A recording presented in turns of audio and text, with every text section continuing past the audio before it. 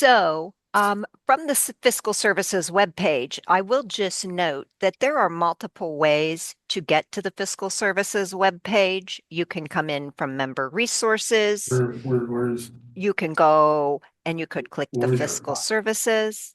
You could go over to the hamburger button, come down to Member Resources, and then go to Fiscal Services. So there's a multitude of different ways to get there. I did want to mention that we've started using our upcoming events tab. Our scheduled events, we will need to get ready for next year as these have already passed. We do have the center section of save the dates, and we put these in without an actual date, just letting you know it's the first Thursday of June or the first Thursday of December so that you know in advance when to expect those important trainings.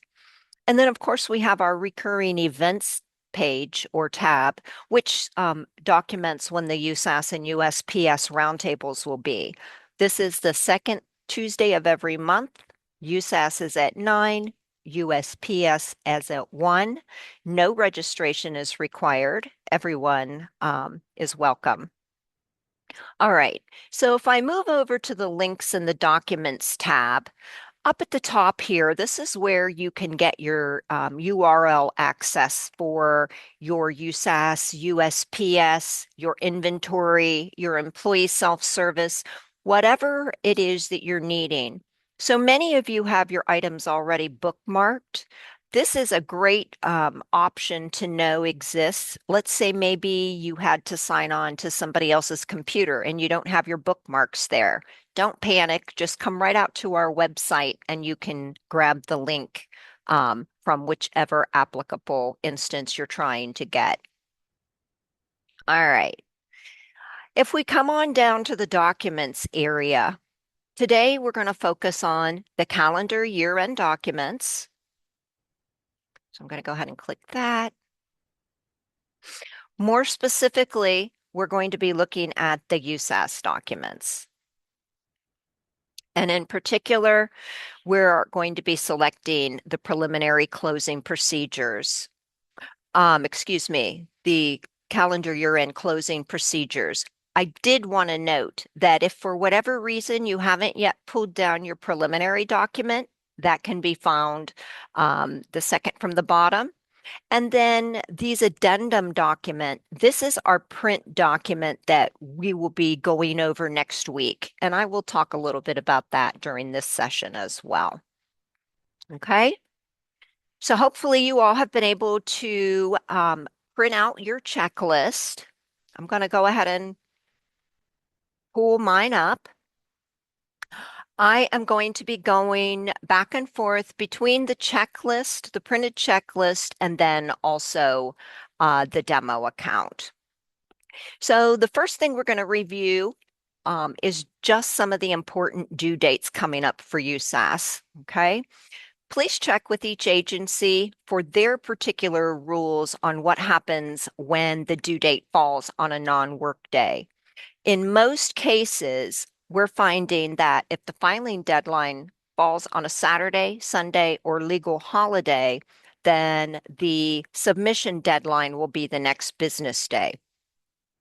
So for filing of your 1099 NECs, this has to be filed with the IRS no later than January 31st of 2026. And as everyone is aware, those forms have to get to our vendors or our independent contractors no later than January 31st of 2026. So in this case, the IRS file and the file to your vendors and contractors are the same. Now, when you're talking about your 1099 miscellaneous, it states that you do not have to submit your electronic file until March 31st of 2026. However, I just want to make sure that everybody is aware, Meta's strongly feels that why wait and put yourself in a situation to forget or overlook and then be behind the eight ball. We recommend you file both of your files at the same time, and that is by the January 30th, 31st, 2026 deadline. Okay. And as with the NEC, the miscellaneous forms should also be sent to your vendors or independent contractors no later than January 31st. Okay. If you need some additional IRS general instructions, this link is hyperlinked, so you can click here and get more information. All right. So now that we've completed our preliminary steps, please make sure you finish all the preliminary steps before you continue on with the checklist. We are going to highlight a couple of these summaries, but again, the information that appears below is a summary only and should not be followed or applied as the preliminary checklist. Okay? So the first reminder is make sure you've set up your filing information returns electronically or your FIRE login account, since you are submitting your own 1099 submission files. Also, make sure you've applied for and received your FIRE transmitter control code. So, for most of you, since this is not the first year we have been submitting our own files, everybody should already have their TCC code, okay? You're going to use the same code that you used last year. And if for any reason you're unsure of what your code is or you're not sure if you have it, please send us an email at redesignhelp@metasolutions.net so we can look into this right away for you. All right. So the first piece of critical information is going to be to make sure you have your transmitter control code in the appropriate box. So let's jump into the demo account.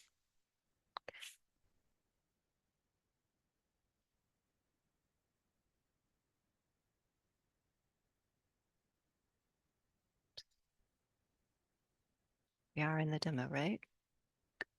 Cost.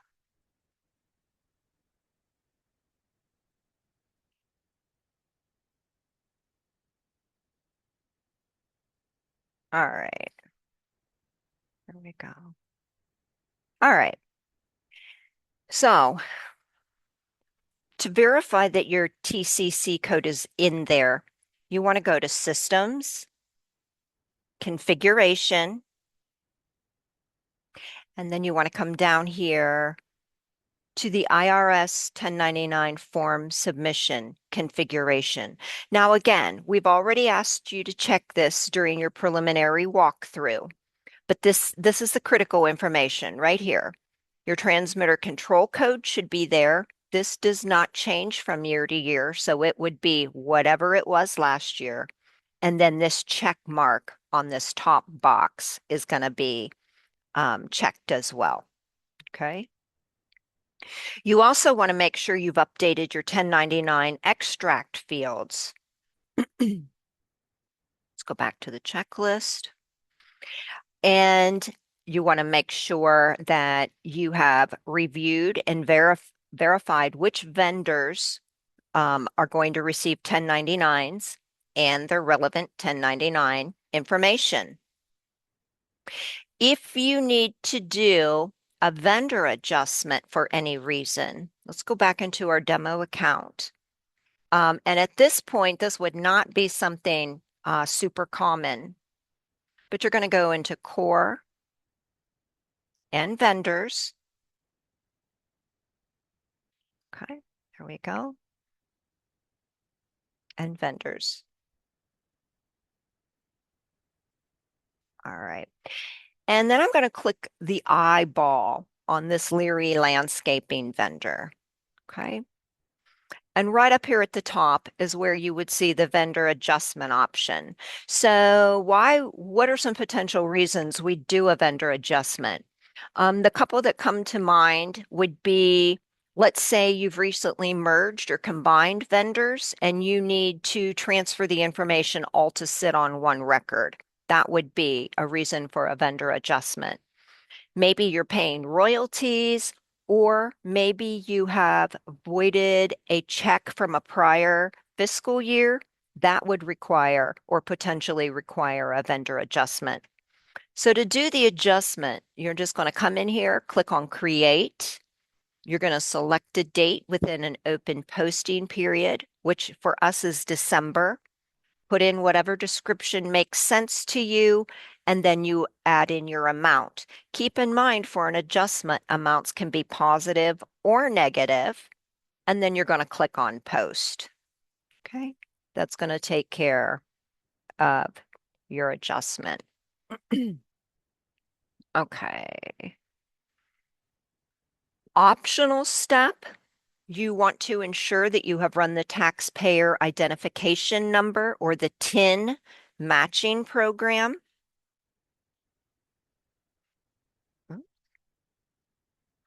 All right. And that is just a brief overview of all of the steps or some of the steps that you would have worked through in your preliminary step checklist. So now we're actually to the point where we're going to complete the SSDT month-end balancing checklist. As a reminder, if you need instructions for the checklist, you can click the hyperlink right here, and that will take you to the month-end checklist. So just like every other month, you're going to enter all of your current transactions for the current month, okay? You are going to reconcile your USAS records with your bank.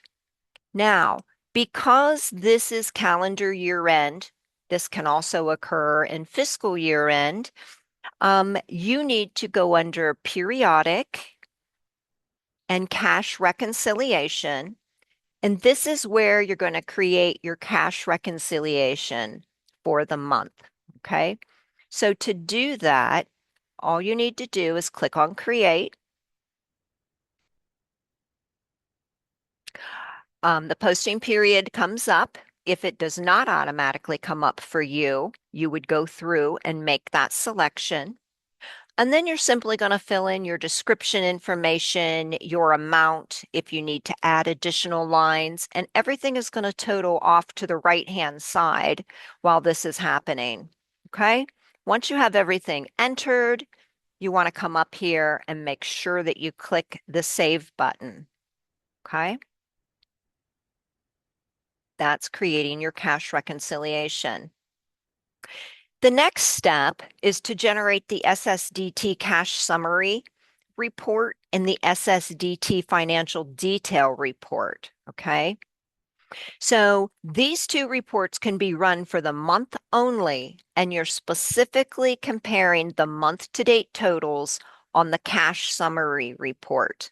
Okay. So you're comparing the month to date totals from both reports, and they should be identical.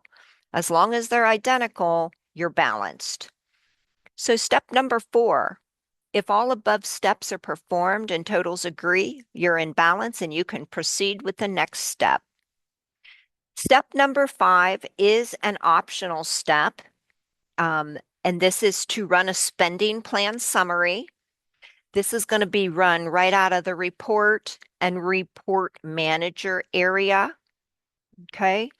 You can start typing using the wildcard %, spending plan summary. Pull it up and you would run it right for there. All right. Step number 6 is manually run and review the desired reports.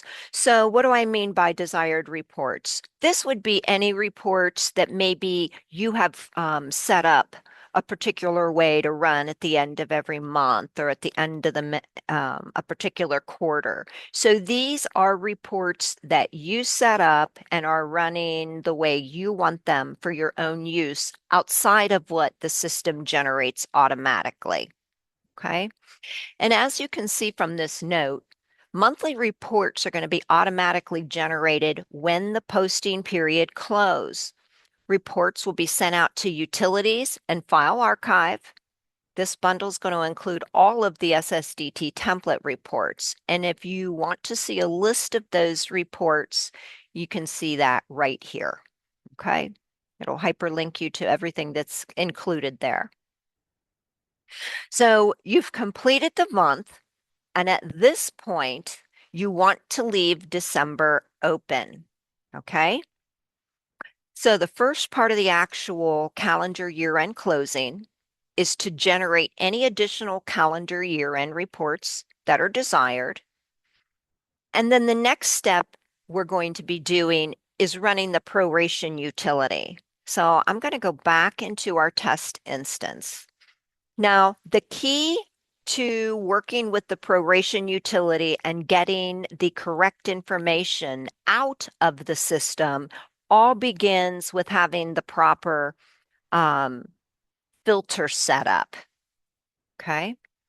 So when we talk about proration utility, we're talking about the workers' comp tool. The proration utility program generates a spreadsheet which can then be used to assist in calculating premium amounts for the workers' compensation pieces. So, as I said, the first piece we want to do is to go in and create an account filter. So, you would be going into utilities and account filter. Once you have, I already have an account filter created, and I'm going to show it to you. It's workers' comp. Okay. All I did was I used a transaction indicator of O2, and then for the object, it was one with two wildcards. And whatever information you put into your account filter, you want to make sure that you have the R checked. Okay.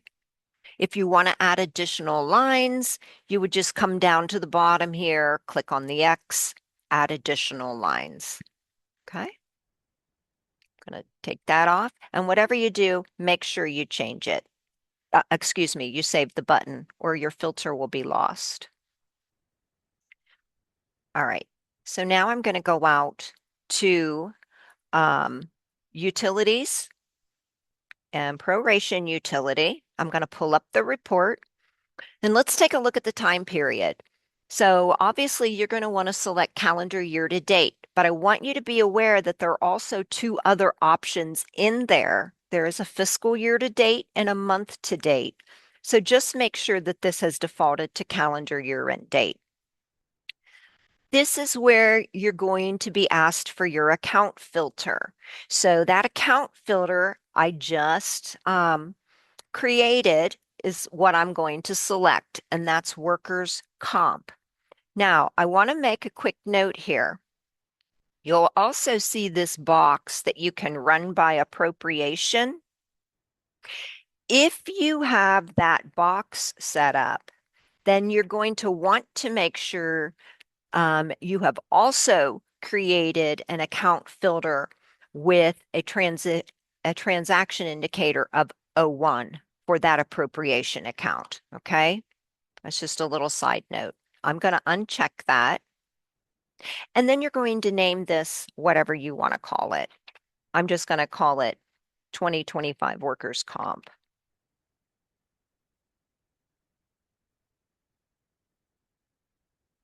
And then we're going to create. Now, since I'm in a test account, this is not going to look exactly like what you're going to be seeing. Oh, now this is really interesting. I got a lot more information just now than when I ran this same program earlier today. Okay, so once the spreadsheet's created, you can enter the amount you wish to prorate in cell B1. Okay, so let's say you have $10,000 you want to prorate. I'm going to type that in. All right. Now you notice we have a lot of accounts with zeros. Um, that is because the system does not eliminate account codes with zeros. So you just have to go through these. Sorry, I've got something on the bottom here. And find the areas. Here we go. Here's some amount that's been prorated. Okay.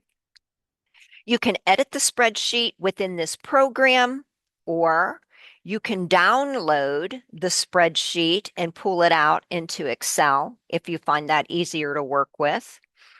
The spreadsheet includes the account codes.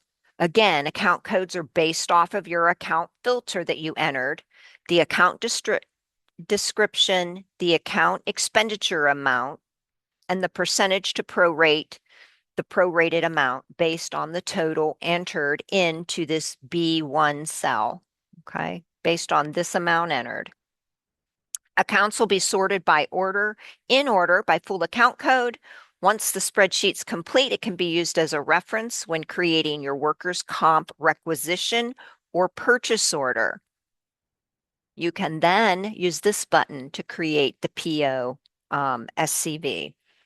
So you're going to see your calendar year-end information in column C. You're going to see your prorated amount in column E that I can't get to. It won't let me pull it over. Hang on a minute, everyone. Here we go. Column E.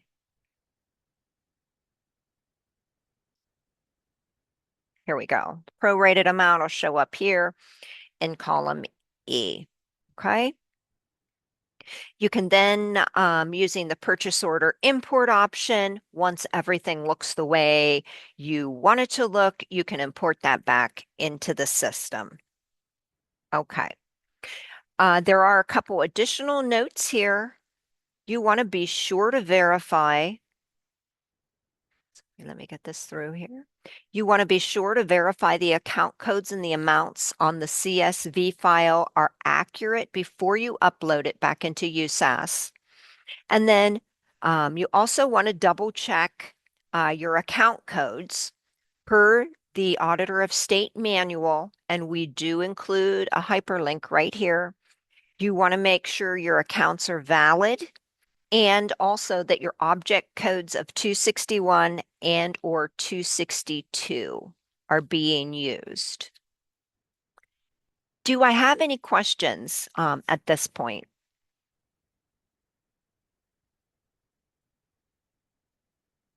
Let's see. No questions? Okay. All right. So moving on, just as a reminder, prior to proceeding, please make sure you've generated your 1099 extract report and also verified your information is accurate. If you need more information on this step, it is detailed on step number 3 of the preliminary checklist. All right. Moving on to number 2, creating the 1099 extract report and fire account submission file. As you know, state software districts are submitting their own 1099 TAP file via electronic submission. It is really, really, really important that you have verified all the information in our preliminary closing procedures before we move on. Okay, skipping any of those steps in the preliminary procedures are going to make you feel a bit stressed as we walk through this process, and we don't want that for anyone. Okay, I am not going to read all of these items to you. I'm going to go back and show you in the instance, but please pay attention to the items that we have highlighted in red. Check the accuracy and make sure that those selections match ours.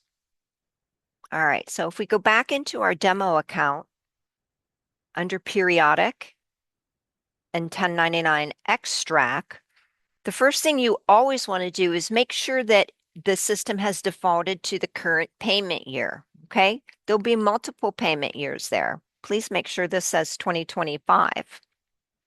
And I also want to point out some particular behavior in this screen.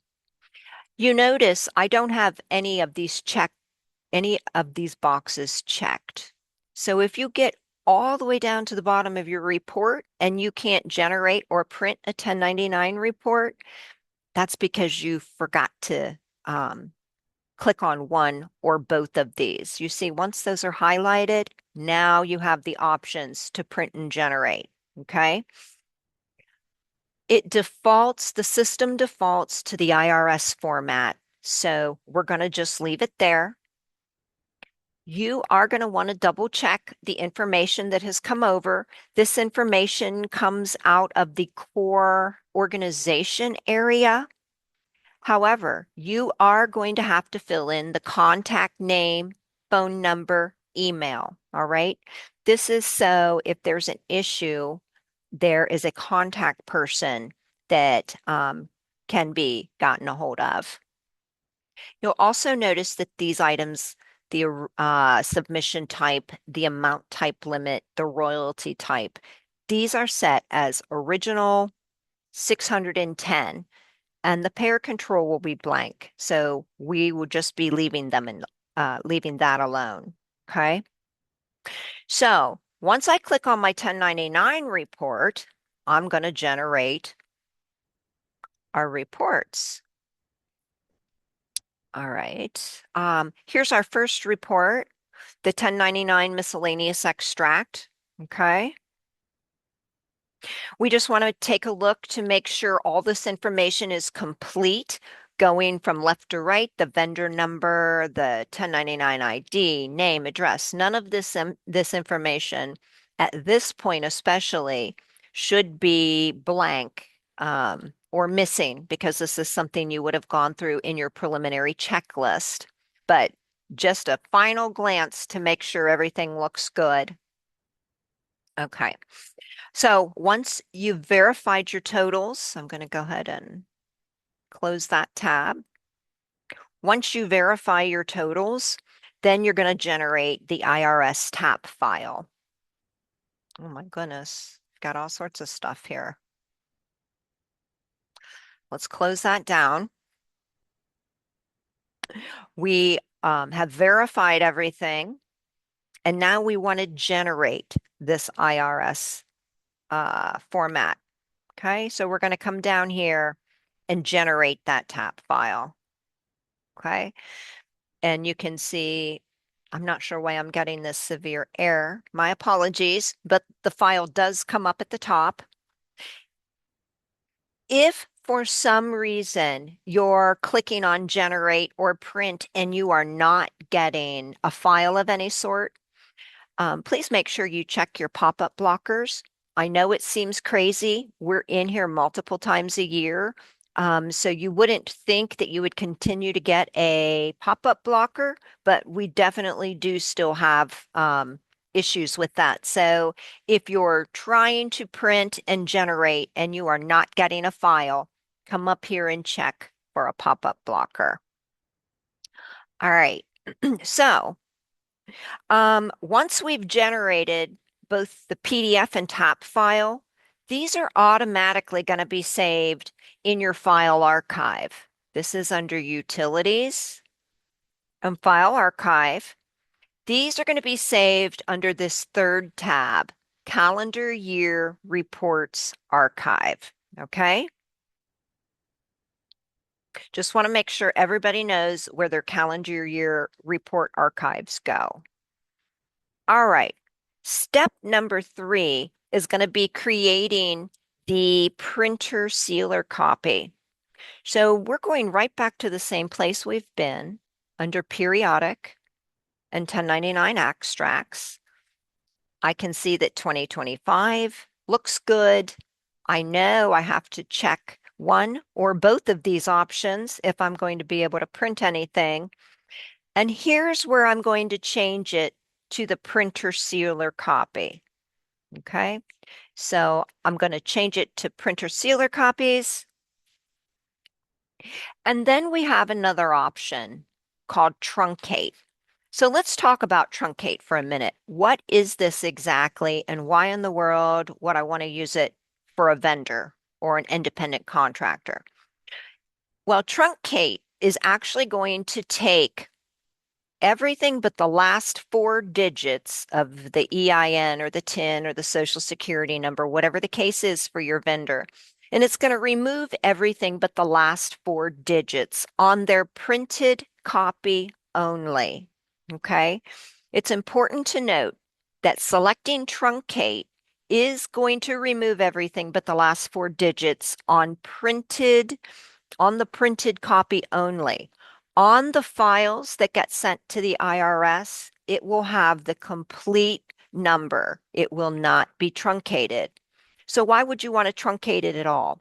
Well, in previous years, we've had districts report, things getting lost in the mail, or the 1099 arrives completely torn open and all the information is viewable, or something gets caught up in a postal machine. I mean, there are just way too many things out of our control that can inadvertently expose those entire numbers that, honestly, there's just no downside that we can see to truncating, especially since the submission file will have the full number like you need it. All right. Let's take a look back at the checklist and let me get caught up here. All right. Um, Please review your PDF print file prior to printing and submitting. Okay. We ask you to um, make sure everything is complete and correct prior to submitting. Okay. We will be giving more detailed printing instructions. This will come out on our print addendum document. I pointed that out earlier on our website. The print training will take place next Tuesday, December 9th. The USAS training session will be held at 9 o'clock via Zoom, and the W-2 printing will be held at 1 o'clock via Zoom. And we will send the Zoom links and the agenda information around as we typically do before the roundtable sessions. Okay, uploading a submission file. Okay.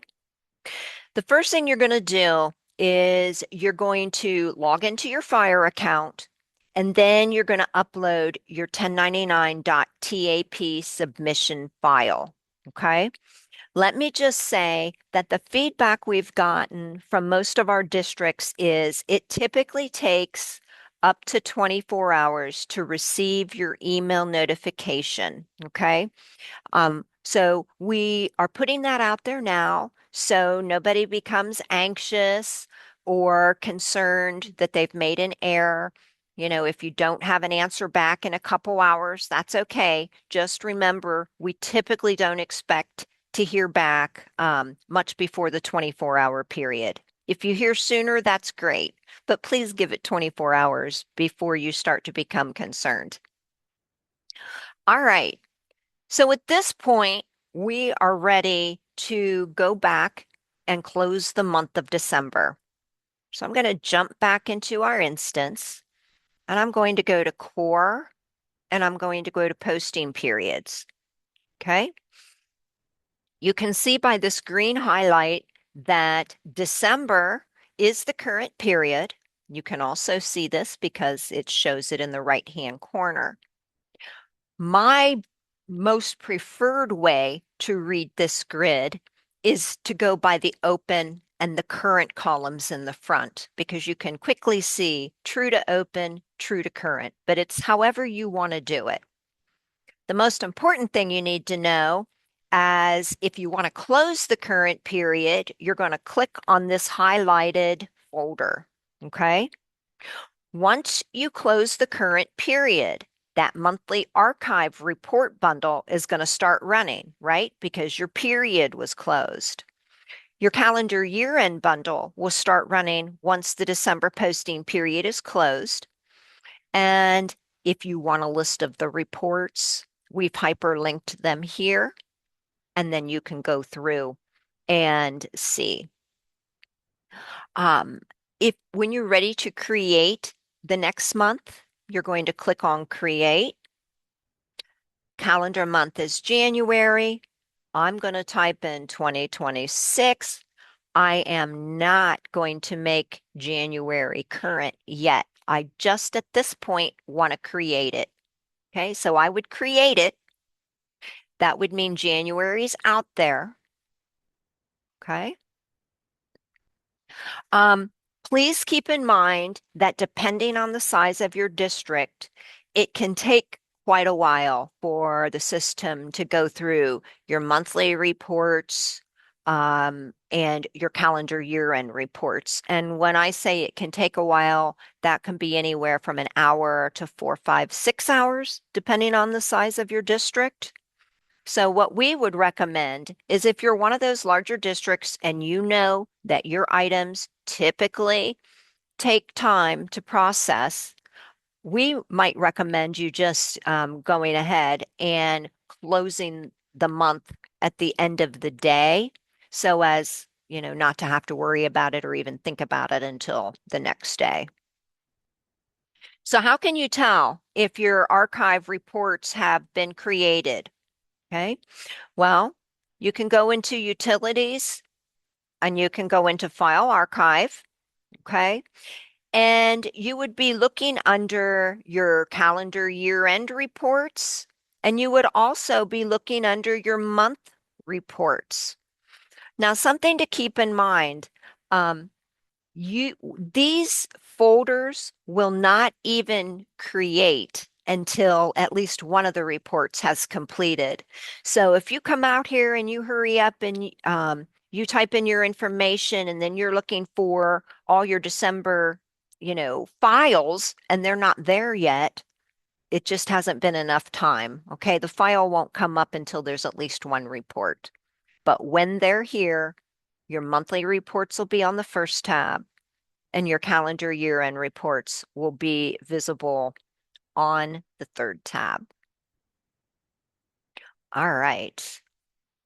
So you are now closed for the month and the calendar year. At this point, we just have a couple reminders for you.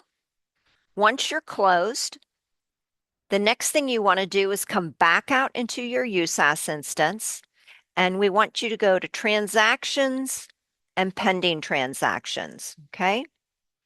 So these pending transactions are things that have been sitting out there, just waiting for USAS to roll over and close the year. So whatever's sitting out in pending transactions, once USAS is closed, you would then want to go out and post them accordingly. Okay. All right. We do have a couple post-closing reminders. Correcting 1099 forms. We have information here you can reference from the IRS as well as a link to that information. We also let you know that the instructions start on page 10, and then on page 12 is a chart that can help you determine how to do the correction. You can also contact the IRS if you need additional instructions.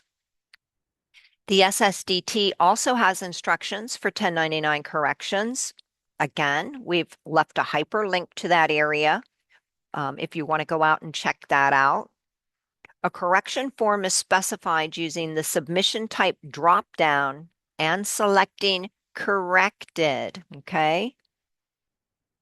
There are two different processes for correction forms depending on what type of information needs to be corrected. So let me show you where you're going to be seeing this corrected. If I come out here, like I'm going to do my 1099s, IRS format. Okay. Everything submission type is going to be submitted as original as long as, even if you're making a correction, as long as you're making that correction before you are past the due date. So as long as you make that correction and resubmit it prior to the January 31st, 2026 due date, you are still going to submit that file as original. The only time you're going to be using that corrected status is if you have to come in and do something after the fact, okay? And we'll help you with more additional information there as need be. And we've also given you a hyperlink to the SSDT instructions for 1099 corrections. All right. Meta did cover 1099 corrections as a February 2024 roundtable topic. We will do another corrections video again in 2026, but in the meantime, if you just can't wait to see what all the fuss is about, you can head right on out there and view that correction video now. Okay. Otherwise, once you get into our roundtable discussions, you're going to want to make the selection of February 11th, 2025. So, believe it or not, gang, that takes care of everything. You are now closed for the calendar year end. What questions do we have along the way? Anything I can clear up for anyone?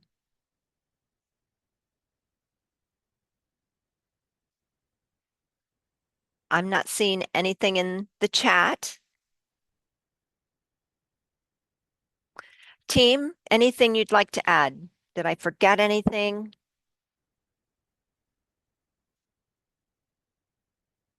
No? I hear nothing? All right. Well, I want to thank you all again for your incredible patience as we worked through a little technology snafu. This session and the USPS session will be edited and recorded, will be edited and posted to our YouTube channel just as soon as we're able. That's all we have for today. From all of us on your fiscal support team here at Meta Solutions, have a wonderful, wonderful holiday. Please don't stress out. Send us a ticket. We'll walk you through every step of the way. Have a great day, everyone, and thank you.